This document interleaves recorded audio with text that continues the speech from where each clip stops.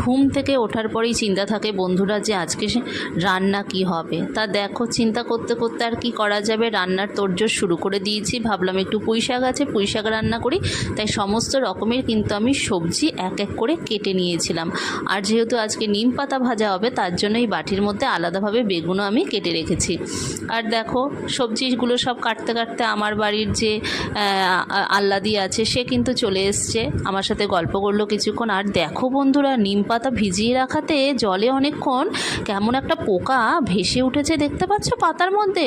তাই যে কোনো কিছু কিন্তু আগের থেকে ভিজিয়ে রাখবে, যে কোনো সবজি, তাহলে কিন্তু সেটা খুব ভালো হয়। আর দেখো, আমার ঈশানের ঠাম্মি ওকে দুটো জিলাপি দিয়ে গেছিলো, সেই দুটো জিলাপিও আমি ওকে দিয়ে এলাম রান্নার ফাঁকে। আর দেখো, ভেন্ডি ভিজিয়ে রেখেছি এখানে। তারপরে আলু, যেহেতু সকালের আলুর তরকারি হবে, সেটাও কেটে নিয়েছিলাম, নিয়ে কিন্তু আমি আলুর তরকারি বসিয়ে দিয়েছিলাম।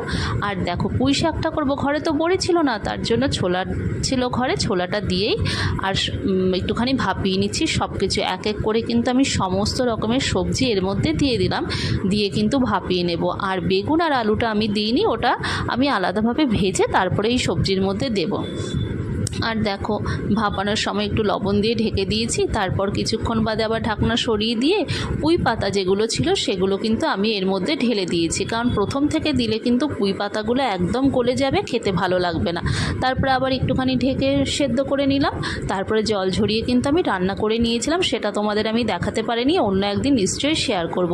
আর দেখো, ভেন্ডিগুলো কিন্তু ভালো করে জল ঝরিয়ে নিয়ে আমি ভেজেও নিয়েছি। আর